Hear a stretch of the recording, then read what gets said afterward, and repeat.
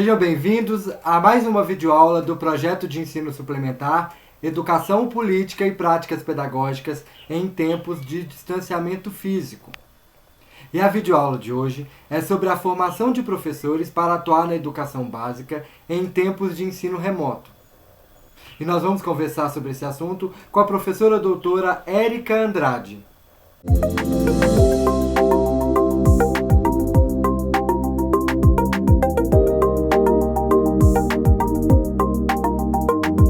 Para começar a videoaula de hoje, professora Érica, nós gostaríamos de saber qual é o contexto geral desse modelo de educação e de formação de professores com base nas proposições do Fórum Mundial de Educação.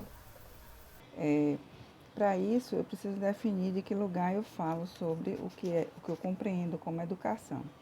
E eu me baseio para isso naquelas proposições do Fórum Mundial de Educação, que ocorreu no Brasil em 2001, em Porto Alegre, e que definiu as bases para uma educação em uma sociedade solidária, democrática e igualitária. E é nesta perspectiva que nós nos afiliamos. Para isso, a gente precisa entender a educação como um direito que se ampara em 3 processos: o de humanização, que dá direito às pessoas ao universo simbólico-cultural, ao de socialização, que permite o acesso ao conhecimento universal, mas também local, e ao de subjetivação, que nos permite nos reconhecermos como sujeitos de si dentro de um determinado contexto, um determinado território. Sendo assim, para conseguirmos isso, pensamos uma educação para um mundo solidário, para a construção da paz, igualdade e respeito e como direito universal. Para ser um direito universal, a educação básica precisa ser obrigatória, pública, laica, de qualidade e gratuita. E ela precisa permitir que nós possamos construir um modelo educacional com base em um currículo que tenha como princípio respeito aos direitos humanos, a dignidade de si e dos outros, o reconhecimento das diferenças culturais, o respeito ao desenvolvimento sustentável e solidário, a garantia da alfabetização de todos, o pensamento crítico e racional e científico. E considera as dimensões do humano mais complexas e igualitárias. Então, para que a gente possa ter uma educação dessa forma, a gente precisa pensar em uma formação de professores que possibilite isso acontecer no contexto escolar, né? E para isso, a gente precisa ter uma formação de professores que tenha como princípio a organização democrática, o currículo como forma de gerenciamento dos conhecimentos e das relações humanas dentro da escola, a gestão das instituições democráticas de ensino, o trabalho colaborativo e coletivo, o desenvolvimento das práticas pedagógicas coletivas e interdisciplinares, para que a gente possa garantir que as políticas de educação infantil sejam execuíveis, que as políticas de inclusão das pessoas com necessidades especiais também possam acontecer, que garanta o direito à educação de jovens e adultos em situação de exclusão social e o direito ao ensino superior, com articulação entre ensino, pesquisa e extensão. Isso é uma garantia que a gente precisa ter para que a gente construa pessoas intelectualmente responsáveis com o respeito e a crítica das universidades. Para isso, a gente precisa a construção de uma diretriz de formação de professores que nos leve a essa reflexão. Agora, professora Érica Andrade, gostaríamos de saber qual é o aspecto que essa legislação traz sobre a formação dos profissionais do magistério e a contribuição para a formação de professores. Foi nessa perspectiva que construímos a diretriz de formação dos profissionais do magistério, que está expressa na Resolução 02 de 2015 do CNE. E nessa resolução, a gente tem a proposição de uma formação no magistério com sólida formação técnica e interdisciplinar, que atenda às demandas de crianças, jovens e adultos na educação básica, a formação das áreas específicas do conhecimento científico, a unidade entre teoria e prática, com o trabalho como um princípio formativo e norteado pela pesquisa como um princípio cognitivo e formativo, tendo como foco a gestão democrática, a avaliação e a regulação, né? E aí a gente construiu uma diretriz com base nas discussões da sociedade civil organizada, mas também com a participação das associações de representação de professores e da educação básica e das associações de pesquisa em educação. E temos como base uma normativa que busca entender e pôr em prática as normas nacionais de uma política de formação de professores que possa garantir uma concepção de educação que inclua o conhecimento, a colaboração e a cooperação, tendo em vista a educação como direito. A igualdade de acesso, permanência e a liberdade de aprender e ensinar, de pesquisar, de desenvolver cultura, o pluralismo das ideias pedagógicas, o respeito à valorização profissional, a gestão democrática e as experiências extraescolares e a diversidade, né? A articulação com as diretrizes da educação básica, a docência como ação educativa e em processo pedagógico intencional e dialógico. Para isso, o currículo precisa ser uma construção da identidade sociocultural, uma construção de direitos e deveres, respeito e bem comum, democracia e respeito à realidade concreta das pessoas. Essa diretriz, ela garante que a gente tenha uma formação não só inicial, mas também continuada dos professores da educação básica. Então, para isso, ela regula o curso de graduação e licenciatura, a formação pedagógica de graduados não licenciados, a segunda licenciatura, né? E faz uma proposição de articulação com o processo de formação continuada em nível de pós-graduação para os professores como forma de valorização do trabalho docente e da carreira. E aí ela inclui também a questão da carreira e do pagamento do piso como uma dimensão importante da qualidade do ensino na educação básica, bem como as condições de trabalho nas escolas para os professores e para os estudantes.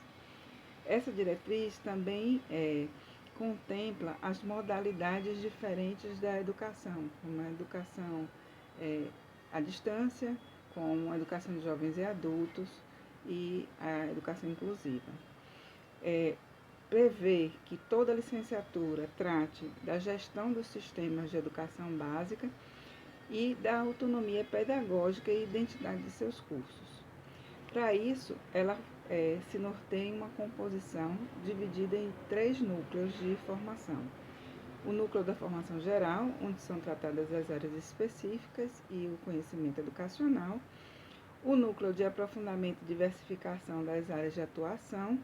Nesse, os conteúdos específicos em articulação com o pedagógico seriam tratados e a pesquisa seria o norteador para o estudo dos projetos pedagógicos das escolas. E o terceiro núcleo seria o núcleo integrador, onde a gente teria uma diversidade formativa que possibilitasse a natureza mais contextual da formação dos professores nos diferentes territórios. Para isso, a gente precisa atentar para a necessidade do conhecimento sobre políticas públicas e gestão educacional, direitos humanos, diversidade, Libras, direito das pessoas em situação vulnerável. E a prática como um componente curricular que estaria articulado também aos estágios. E agora gostaríamos que a senhora explicasse um pouco para a gente quais foram as mudanças a respeito da formação e as competências docentes a partir da legislação número 2 de 2019, que trata da Base Nacional Comum. Em 2019, nós tivemos o advento da nova diretriz curricular para a formação de professores, a chamada BNC Formação. Essa BNC Formação, ela é baseada na Base Nacional Comum Curricular, que foi homologada em 2018, né? A primeira grande diferença é que aqui se trata de uma diretriz só de formação inicial de professores. A anterior, ela se ampliava pela formação continuada e abrangia todos os profissionais da educação, né? Essa nova normativa, que é conhecida como Resolução 2 de dezembro de 2019 do CNE, ela está baseada no estabelecimento de competências profissionais de professores. Essas competências são espelho das competências descritas na Base Nacional Curricular para a Educação Básica. Essas competências, elas são apresentadas de duas formas, né? Como competências gerais e competências específicas. O interessante é que as competências gerais para a formação de professores, elas só vão aparecer na diretriz no anexo, né? O texto da resolução vai tratar das específicas. E essas específicas são divididas em 3 dimensões: conhecimento profissional, conhecimento prático e engajamento profissional. No que tange ao conhecimento profissional, ela se ampara naquilo que tem a ver com o tratamento do que elas chamam de objeto de conhecimento. Conhecer os conteúdos, conhecer como se aprende esses conteúdos, reconhecer os contextos de aprendizagem dos estudantes e a estrutura do sistema. Na prática pedagógica, na dimensão prática pedagógica, está descrita a vertente didática da prática docente, né? Planejar, criar e gerir ambientes de aprendizagem, avaliar, conduzir os protocolos de aprendizagem, né? E no engajamento profissional, engraçado que aparece com relação ao conteúdo formativo, essa resolução traz a licenciatura dividida em 3 grupos, né? Um primeiro grupo que seria a base comum, né? Que iniciaria no primeiro ano do curso, teria como conteúdos os conhecimentos científicos e educacionais e pedagógicos e os fundamentos da educação e de seus sistemas. No grupo 2 estariam os conteúdos específicos das áreas da BNCC e o domínio desses conteúdos. E no grupo 3, as práticas pedagógicas que articulam o estágio supervisionado e a prática dos componentes que estão descritos no grupo 1 e 2. Né? Então, já é uma diferença quando você percebe que há uma articulação entre a prática e o componente. E todas as práticas previstas têm que ter a orientação de um professor da instituição formadora e de um professor experiente da escola. Né? Quando a gente vai para o artigo 12, que especifica quais são os conteúdos formativos de cada um dos grupos, a gente percebe uma característica bastante técnica da formação, muito pouco voltada às discussões críticas e de concepção formativa, de concepção de educação e de contextualização dessa educação. Parece que há um entendimento de que o modelo formativo ele pode ser igual para qualquer contexto. Né? Então, na educação, quando se refere aos anos finais e ao ensino médio, isso se agrava ainda mais, porque nem o detalhamento dos conteúdos aparece na normativa. O que aparece é o conteúdo voltado para a área específica e seus componentes, para as unidades temáticas e os objetos de conhecimento da Base Nacional Comum Curricular. Né? Para o curso de pedagogia, nós vemos um problema desta resolução, que é a distinção entre a formação pedagógica e a formação para administração, planejamento, inspeção, supervisão e orientação educacional. Isso é problemático porque ressuscita uma perspectiva bacharelesca de formação. O problema de uma perspectiva bacharelesca de educação é que ela vai na contramão do que tem sido pensado e defendido pelas associações de formação de professores nos últimos, pelo menos, 15 anos, quando a gente tem consolidado uma perspectiva de que o pedagogo precisa ser um licenciado e um generalista dentro da escola que possa atuar tanto na educação infantil como nos anos iniciais do ensino fundamental, como na gestão pedagógica da escola, né? E a compreensão de que os demais licenciandos também precisam ter formação para atuação na gestão pedagógica da escola, tendo em vista os processos democráticos de eleição para a direção das escolas. Sendo assim, a gente tem um retorno à década de 80, quando nós tínhamos cursos de pedagogia com habilitações e até mesmo o bacharelado em pedagogia, o que afastava esse profissional da docência como base de sua formação. E isso é preocupante no que se refere à formação de professores.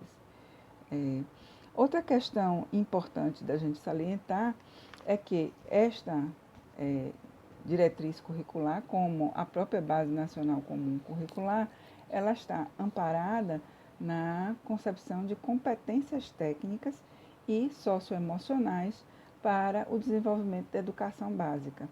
E isso traz um prejuízo bastante grande no que se refere à formação humana mais ampla, à formação cidadã, à crítica reflexiva dentro da instituição educativa. Além disso, tira do professor a sua autonomia formativa, introduzindo de novo, dentro da escola, um profissional alheio à docência, mas que será o gestor dos processos de ensino.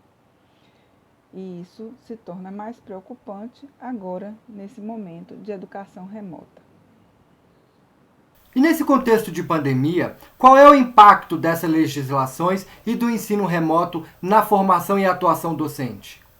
Nesse contexto do ensino remoto, as instituições de ensino privadas e as instituições de ensino superior públicas também têm se voltado para uma perspectiva de amparar os professores no sentido técnico-tecnológico da ação da docência por intermédio dos sistemas informacionais, e das plataformas digitais. Além das preocupações que a sociologia do trabalho já nos traz com relação à legislação que isso envolve, ao direito de cátedra, de imagem e de fala dos professores, isso tem submetido aos docentes da educação básica, mais especificamente e mais fortemente, um excesso de trabalho que tem aglutinado não só o trabalho doméstico, que em tempos de crise sanitária e isolamento social aumenta, porque todos estão em casa e seus familiares também. A maior parte desse contingente de profissionais é mulher e já se sobrecarrega tradicionalmente em nossa cultura com os trabalhos domésticos e tem tido a sobrecarga de aprender a preparar aulas e materiais didáticos para serem efetivados no ensino remoto. Isso causa um desgaste muito grande profissional. Além de que isso termina por fantasiar a prática pedagógica com as tecnologias de ensino, parecendo que a inovação pedagógica ela se resume ao uso de novas tecnologias de informática e computacionais. E isso se torna uma ilusão. Além de que a prática pedagógica, a ação de ensinar e de aprender, é uma ação relacional, que não pode ficar restrita ao uso de tecnologias, o que tem feito com que os professores tenham terminado por optar por atividades expositivas que reproduzem as aulas expositivas de sala de aula. Isso, de fato, não é uma inovação, é um mascaramento dos usos das tecnologias para uma prática que já é antiga. Além do mais, não temos visto nenhuma propositura das redes, seja elas privadas ou públicas, em contribuir com os professores na aquisição de equipamentos, melhor pacote de dados para acesso à internet, nem tampouco a reformatação dos currículos e dos componentes curriculares ensinados em modalidade remota, se é que assim a gente pode chamar, para que desonere esse excesso de trabalho da carga horária docente, né? Além disso, também não tem sido levado em consideração os danos e os riscos que isso tem causado nas crianças e nos jovens que estão submetidos a esse tipo de ensino. Gostaria de chamar a atenção para as pesquisas mais recentes sobre o trabalho remoto, que têm demonstrado um nível de exaustão, não só física, como emocional, dos professores e dos estudantes que estão se submetendo a essa modalidade de ensino, né? Não tem nenhuma posição contrária às atividades educacionais ou pedagógicas feitas desse jeito, para que a gente sustente os vínculos de relação que possam dar subsídios a novas aprendizagens. Mas o modelo que tem sido implantado tem sido a repetição do modelo presencial no remoto, o que nos leva a fazer uma reflexão sobre como isso impacta na saúde física e mental de todos que estão aí envolvidos, né? A meu ver, as modalidades à distância elas têm características muito específicas e têm, inclusive, regulação própria, justamente porque elas exigem dos envolvidos outras abordagens e outras demandas, inclusive com relação à postura assumida diante do computador. Então, é uma reflexão que a gente precisa aprofundar, né? E precisa aprender. É certo que nós vamos precisar usar desse recurso ainda há algum tempo, devido à falta de medicações e vacinas. No entanto, é preciso que a gente também amadureça a forma da gente pensar e não repetir modelos já anacrônicos. Penso também que devemos usar a reflexão sobre como chegamos a uma situação como essa de pandemia e do uso que fazemos do nosso planeta e das nossas relações socioeconômicas e políticas, além das afetivas, e amadurecer as nossas formas de relação com os outros e com o mundo. Será mesmo que esses modelos que nós damos como únicos e certos são os únicos e certos para usarmos na construção de uma humanidade mais solidária, mais democrática, mais soberana sobre si e menos exploratória,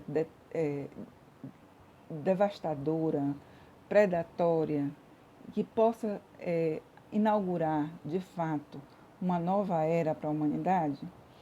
Eu deixo essa pergunta e finalizo a minha fala, esperando ter contribuído para uma reflexão sobre o que é a docência nesse novo século, que agora se demarca e se inicia com uma pandemia. Obrigada.